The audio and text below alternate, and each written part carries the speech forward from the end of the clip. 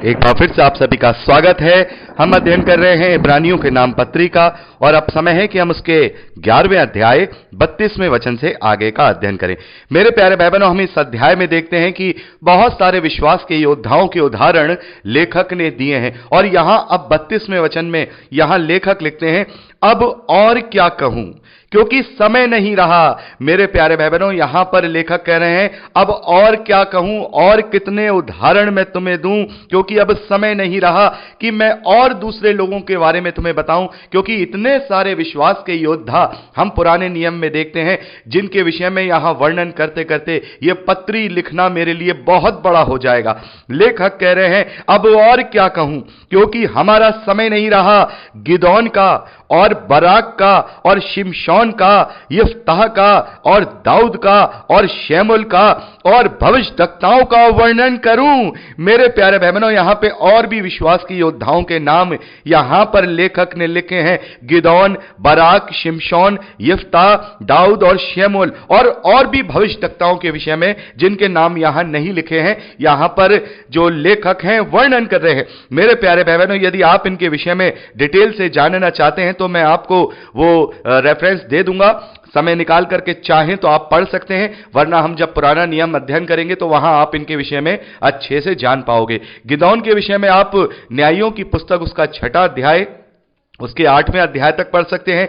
Barack के विषय में भी आप न्यायों की पुस्तक उसके 4थे अध्याय 6ठे वचन से लेके 5वें अध्याय 31वें वचन तक पढ़ सकते हैं। शिमशोन के विषय में आप न्यायों की किताब उसके 13वें अध्याय 2 वचन से लेके 16वें अध्याय 31वें वचन तक पढ़ सकते हैं। यफ्ताह के विषय में भी आप न्यायों की पुस्तक उसके 11वें अध्याय 1 वचन से 12वें अध्याय 7वें वचन तक पढ़ सकते हैं। और शमूएल और दाऊद के विषय में, जो कि आप में से बहुत सारे भाई बहन इनके विषय में अच्छे से जानते हैं, इनके विषय में भी आप अगर डिटेल से पढ़ना चाहते हैं तो 1 शमूएल से लेके 1 राजा, ये दोनों आपको पुस्तकें पढ़नी होंगी, जिनमें आप शमूएल के विषय में अच्छे से जान सकते हैं और दाऊद के विषय में भी आप अच्छे से जान सकते हैं, क्योंकि वो शमूएल वो अंतिम न्यायी हैं जिन्होंने राजाओं का फिर गठन किया। जैसा कि इतना मैं आपको जरूर बताना चाहूंगा, पहले इजरायलियों में राजा नहीं हुआ करते थे, केवल न्यायी या फिर इंग्लिश में कहें जजेस वहां पे नियुक्त किए जाते थे, जो कि वहां पर उन सभी के लिए जो भी उनके फैसले हैं, उनके आपसी निपटारे हैं, वो सब किया करते थे। और वो केवल एक ही राजा की प्रजा हुआ करते थे, जो कि परमेश्वर है। और परमेश्वर ने इजरायलियों को अपनी निज प्रजा करके घोषित किया था, यानी कि इजरायलियों का जो राजा था, इजरायली प्रजा का जो राजा था वो परमेश्वर था। लेकिन इजरायलियों ने ही स्वयं शमूएल से कहकर परमेश्वर से अपने लिए धरती का राजा मांगा। और यहां पर हम देखते हैं कि जब धरती का राजा उन्होंने मांगा और अपना जो प्रजा है उन्होंने एक मनुष्य जो उनकी समानता में था उसको राजा माना, तो उसके बाद हम देखते हैं, इतिहास हम पढ़ेंगे कैसे कैसे उनके ऊपर विपत्तियां आई, कैसे कैसे जो इजराइल है वो 2 भाग हुआ और कैसे इजराइल के अलग राजा हुए, यहूदा के और बिन्यामीन के गोत्र के यहूदा का राज्य अलग बना। वो सब हम 1 राजा से जब हम अध्ययन करेंगे, शमूएल से जब हम अध्ययन करेंगे तो उसका हम विस्तार से वहां पर जान पाएंगे, सभी राजाओं के विषय में, सभी राजाओं के हालातों के विषय में। तो यहां पर मैंने आपको ये सारी बातें बता दी हैं। ये आप जो रेफरेंस अगर आप पढ़ना चाहते हैं तो आप इन सारे रेफरेंसेस को पढ़ करके अध्ययन कर सकते हैं। तो लेखक यहां पर यही लिख रहे हैं कि अब क्या कहूं, अब मेरे पास समय नहीं रहा कि इतने सारे विश्वास के योद्धा हम पुराने नियम में देखते हैं, तो कितनों का मैं यहां पर वर्णन करूं।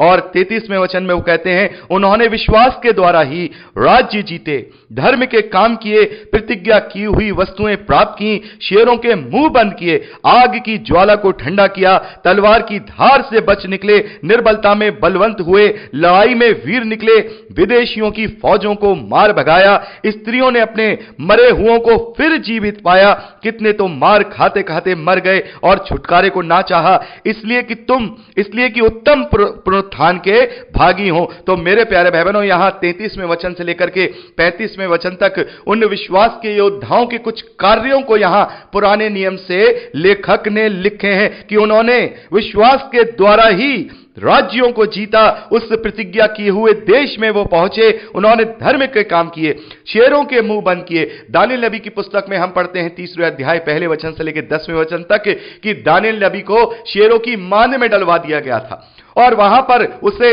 उसके विश्वास के द्वारा परमेश्वर ने उन शेरों के मुंह बंद कर दिए और वो भूखे शेर दानिएल नबी की कोई हानि नहीं पहुंचा पाए। और यहां 35वें वचन में हम देखते हैं स्त्रियों ने अपने मरे हुओं को फिर जीवित पाया। तो यहां पर हम देखते हैं पहला राजा उसके 17वें अध्याय 17वें वचन से लेकर 24वें वचन तक यहां एलिया नबी के द्वारा एक स्त्री के पुत्र को जीवित भी किया गया है। मेरे प्यारे भाई बहनों, जैसा कि आप लोग जानते भी होंगे और मैंने बताया भी था कि परमेश्वर ने एलिया नबी के द्वारा भी जीवन दान दिया है, लेकिन वहां पर जो जीवन दान दिया गया है और जो प्रभु यीशु मसीह के द्वारा लोगों को जीवित किया गया है उनमें बहुत बड़ा फर्क है। वहां एलिया नबी ने प्रार्थनाएं की, बहुत जद्दोजहद की, तब परमेश्वर ने उनकी प्रार्थना का जवाब दिया। आप पहला राजा उसके 17वें अध्याय उसके 17वें वचन से लेकर 24वें वचन तक आप उसे विस्तार से पढ़ सकते हैं। इस वाक्य को वहां पर लिखा है, उन्होंने बहुत ही जतन किया, तब परमेश्वर ने उनके जवाब को वहां पर दिया और वो स्त्री का जो पुत्र था वो जीवित हो गया। लेकिन प्रभु यीशु मसीह ने जो जीवित किया है, प्रभु यीशु मसीह ने जो आशीर्वाद किए हैं वो प्रार्थना के साथ नहीं किए हैं। हमने चारों सुसमाचारों को विस्तार से पढ़ा है, वहां प्रभु यीशु मसीह ने कोई प्रार्थना नहीं की है बल्कि कमांड के साथ, क्योंकि वो स्वयं परमेश्वर का वचन है, वो स्वयं परमेश्वर है। कमांड के साथ, आदेश के साथ हर एक आशीर्वाद को उसने वहां किया है। ऐसा हो जा, ऐसा होगा, ऐसा हो गया, बस उसने आदेश दिया और वो हो गया। उसने कहा जीवित हो जा, जीवित हो गया। उसने कहा अपनी खाट उठा और दौड़ने लग, वो दौड़ने लग गया। अपनी आंखें खोल और देखने लग, और वो देखने लग गया। इसी प्रकार से लाजर को आवाज दी बाहर आ जा, और वो मुर्दों में से वो दोबारा से जी उठा। तो इसी प्रकार से प्रभु यीशु मसीह ने जो जीवन दिया है, दोबारा से मुर्दों को जीवित किया है, वो अलग तरीके से अधिकार के साथ, क्योंकि वो स्वयं परमेश्वर है। लेकिन एलिया के द्वारा जो जीवन यहां पर दोबारा जीवित किया गया है, ये प्रार्थनाओं के द्वारा हुआ है। आप इसे अच्छे से पढ़ सकते हैं, रेफरेंस मैंने आपको बता दिया है। आगे लेखक लिखते हैं, कितने तो मार खाते खाते मर गए और छुटकारा ना चाहा, इसलिए कि उत्तम पुनरुत्थान के भागी हों। कई एक खट्टों में उड़ाए जाने और कोड़े खाने वरन बांधे जाने और कैद में पड़ने के द्वारा परखे गए, पथराव किए गए और आरे से चीरे गए, उनकी परीक्षा की गई, तलवार से मारे गए। वे कंगाली में और क्लेशों में और दुख भोगते हुए भेड़ों और बकरियों की खाले ओढ़े हुए इधर उधर मारे मारे फिरे, और जंगलों और पहाड़ों और गुफाओं में और पृथ्वी की दरारों में भटकते फिरे। संसार उनके योग्य ना था। मेरे प्यारे भाई बहनों, ये सभी जो विश्वास के योद्धाओं के जो कार्य यहां लेखक ने लिखे हैं, जब हम पहला इतिहास से लेकर के दूसरे इतिहास तक का अध्ययन करेंगे तो वहां पर हम इनके विषय में पढ़ेंगे कि कैसे इजरायली राजाओं के द्वारा भी लोगों को उत्पीड़न दिया गया, कैसे अन्य राजाओं के द्वारा, अशूरियों के द्वारा उत्पीड़न दिया गया, कैसे बेबीलोन के राजाओं के द्वारा उन्हें बंदी बनाया गया, उन्हें कैसे उत्पादित किया गया, कैसे आहाब राजा के द्वारा जो है उन्हें वहां पर जो है उत्पादित किया गया, जो एलिया नबी के समय में थे। लेकिन इन्होंने अपने विश्वास को पकड़े रखा, इन्होंने विश्वास को थामे रखा, उस आशा को थामे रहा जो अनदेखी आशा है, और ये सारी बातें उन्होंने इसलिए की ताकि वो उस उत्तम पुनरुत्थान के भागी हों, जो उत्तम पुनरुत्थान अनंत जीवन का है। 39वें वचन में लेखक कहते हैं, विश्वास ही के द्वारा इन सब के विषय में अच्छी गवाही दी गई। विश्वास के द्वारा ही पुराने नियम में इन सभी विश्वास के योद्धाओं की अच्छी गवाही लिखी गई है। लेकिन फिर भी लेखक यहां कह रहे हैं, लेकिन फिर भी उन्हें प्रतिज्ञा की हुई अच्छी वस्तु ना मिली। मेरे प्यारे भाई बहनों, यदि उन्होंने विश्वास किया, विश्वास के द्वारा उनके जीवन में वो अपने जीवन को जिया और विश्वास की दशा में ही वो मर गए, लेकिन फिर भी वो उस मृत्यु से छुटकारा प्राप्त नहीं कर सके जो आदम के द्वारा समस्त मानव जाति में फैला था। तो उनके छुटकारे के लिए, उनके पुनरुत्थान के लिए, मेरे और आपके छुटकारे के लिए परमेश्वर ने मुझे और आपको और उन सभी को जो विश्वास की योद्धा थे, उन सभी को प्रभु यीशु मसीह के रूप में एक उत्तम वाचा दी। उत्तम वाचा जो सभी वाचाओं से बढ़कर वाचा थी। इसी के विषय में यहां हम इब्रानियों की पत्री में पढ़ रहे हैं कि प्रभु यीशु मसीह सभी मानव जाति के लिए उत्तम वाचा लेकर के आया। उत्तम वाचा जो विश्वास की वाचा है।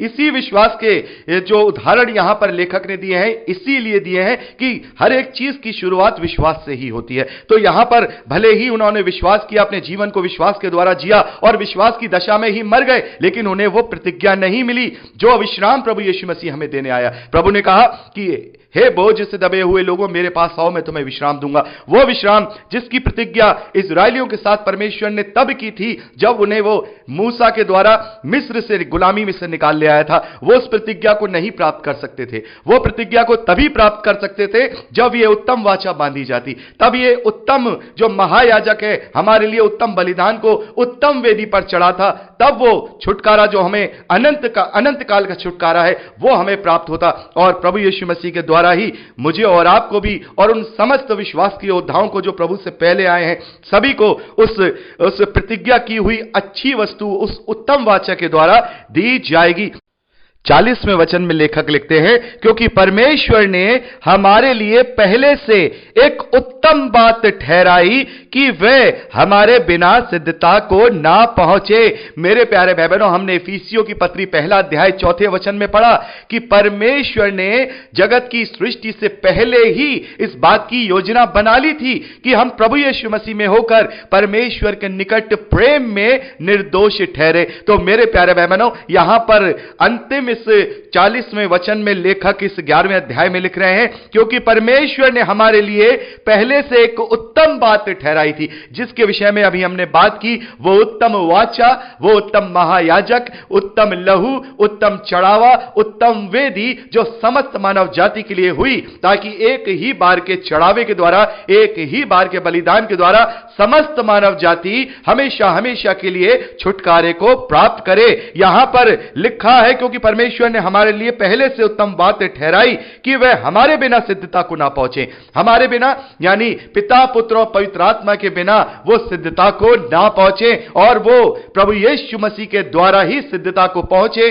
और जो प्रतिज्ञा की आशा के साथ, जिस प्रतिज्ञा की आशा के साथ वो विश्वास के योद्धा विश्वास की दशा में ही इस दुनियावी मृत्यु को प्राप्त कर चुके हैं, वो उसी विश्वास की दशा में प्रभु यीशु मसीह के द्वारा पुनरुत्थान के लिए जी उठे और अनंत जीवन में प्रभु यीशु मसीह के साथ वो भी रह सके। तो मेरे प्यारे भाई बहनों, यहां पर 11वें अध्याय में जो लेखक हैं उन्होंने विश्वास के विषय में यहां पर प्रमाणित किया है कि किसी भी तरीके के उद्धार को प्राप्त करने के लिए या प्रतिज्ञा को प्राप्त करने के लिए या उस अनंत जीवन की मिरास को प्राप्त करने के लिए जो सबसे पहली चीज है वो विश्वास है।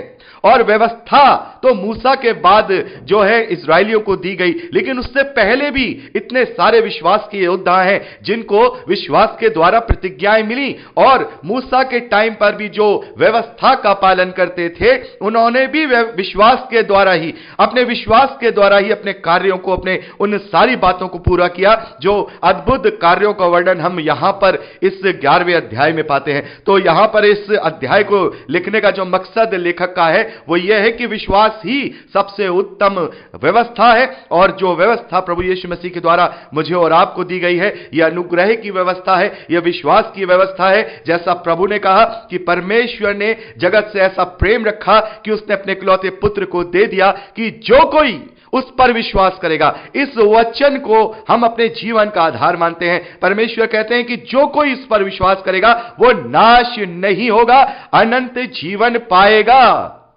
तो मेरे प्यारे भाई बहनों, हम विश्वास के द्वारा अनंत जीवन को पाएंगे। हम जब विश्वास करेंगे तब अनंत जीवन को पाएंगे। तो मेरे प्यारे भाई बहनों, यहां इस 11वें अध्याय में इसी बात को लेखक ने बहुत सारे विश्वास की योद्धाओं को उदाहरण देकर के विश्वास की सिद्धता को प्रमाणित किया है। और यहां पर हमने 11वां अध्याय कंप्लीट कर लिया और अब हम 12वें अध्याय से परसों आगे का अध्ययन करेंगे। तो आज के लिए इतना ही। प्रभु आप सबको बहुत आयत की आशीष दे और विश्वास में दृढ़ करे, यीशु के सामर्थी नाम में आमीन। Praise the Lord. जय मसीह की।